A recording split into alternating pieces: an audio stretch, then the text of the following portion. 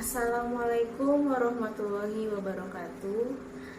Selamat datang bagi seluruh peserta didik baru di PKBM Negeri 26 Bintaro. Perkenalkan, nama saya Pipit Maharanita, biasa dipanggil dengan Ibu Pipit. Saya tutor di PKBM Negeri 26 Bintaro. Di PKBM Negeri 26 Bintaro, saya mengajar Bahasa Indonesia di paket A, B, dan C.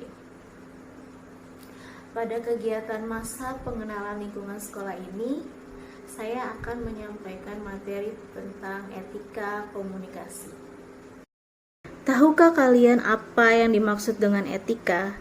Ibu yakin kalian pasti sudah sering mendengarnya, bahkan mengatakannya dalam kehidupan sehari-hari. Menurut Kamus Besar Bahasa Indonesia, etika adalah ilmu tentang apa yang baik dan yang buruk dan tentang hak dan kewajiban moral atau akhlak.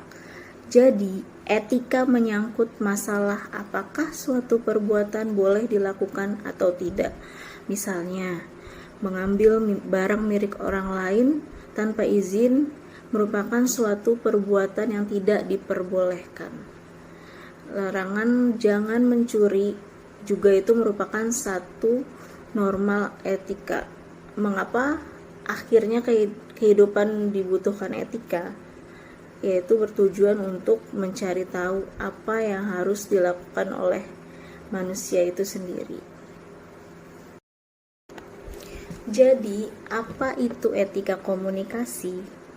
Menurut Kamus Besar Bahasa Indonesia, komunikasi adalah pengiriman dan penerimaan pesan atau berita antara dua orang atau lebih, sehingga pesan yang dimaksud dapat dipahami.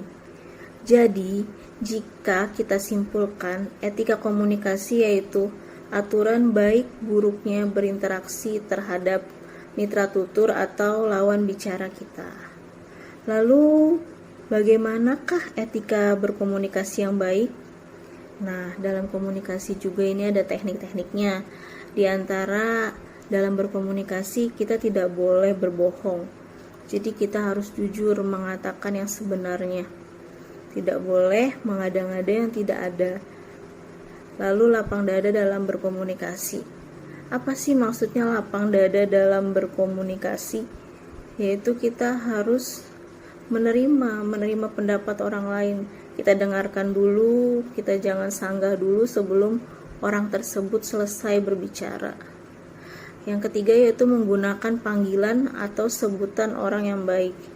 Jadi memang kita itu sebaiknya memanggil seseorang dengan panggilan yang disukainya, tidak dengan panggilan-panggilan jelek. Panggillah dengan namanya, nama yang baik. Lalu menggunakan pesan bahasa yang efektif dan efisien.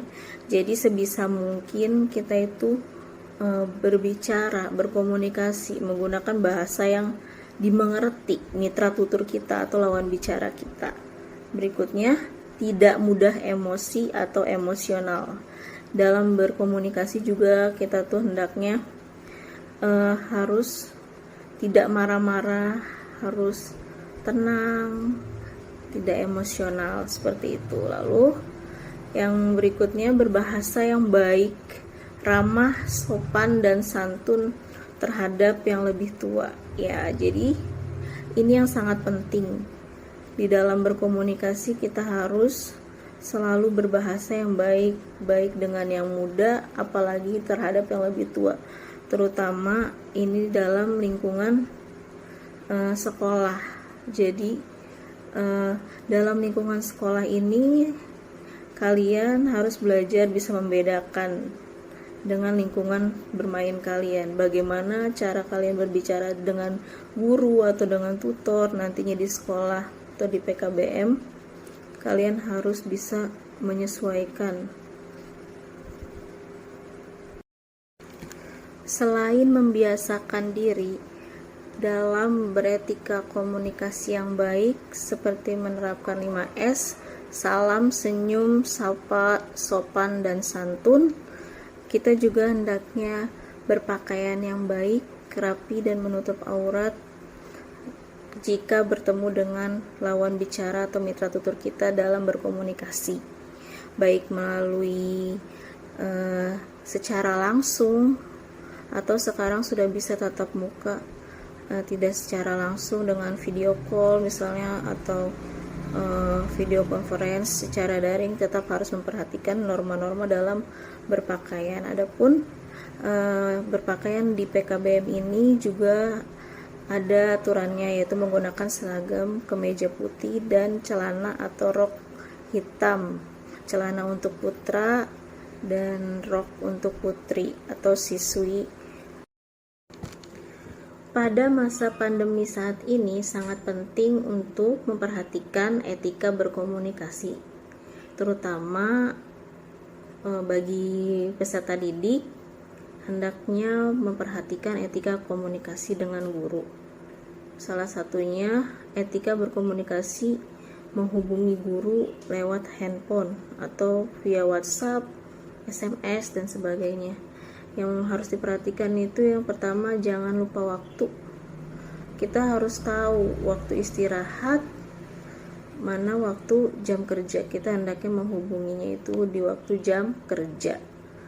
Lalu memulai dengan salam. Bagi yang muslim bisa mengucapkan assalamualaikum, bagi yang non muslim bisa selamat pagi, selamat siang, atau selamat sore, tergantung situasi dan kondisi. Lalu jangan lupa lebih dulu perkenalkan diri, sebutkan nama dan kelas. Misalnya nama saya ya Pipit, dari kelas 7 PKBM Negeri 26 Bintaro. Lalu berikutnya ucapkan permintaan maaf, mohon maaf mengganggu waktunya Pak, seperti itu contohnya.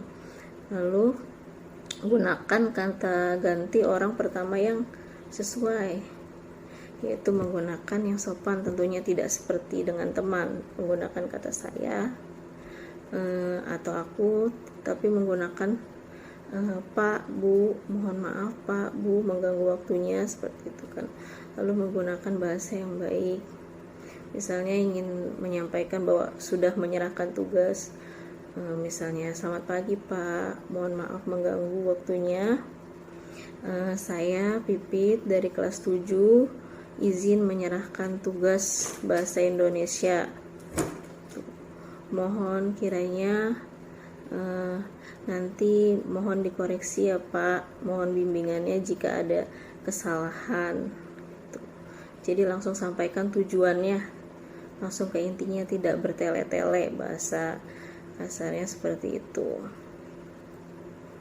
ya. Jadi bagi seluruh peserta didik, Ibu harap lebih baik lagi dalam etika menghubungi guru lewat handphonenya, karena sampai saat ini masih sering ditemui, bahkan para guru juga dan tutor-tutor mengeluh tentang etika siswa atau peserta didik dalam menghubunginya masih kurang baik, bahkan jauh dari kata baik.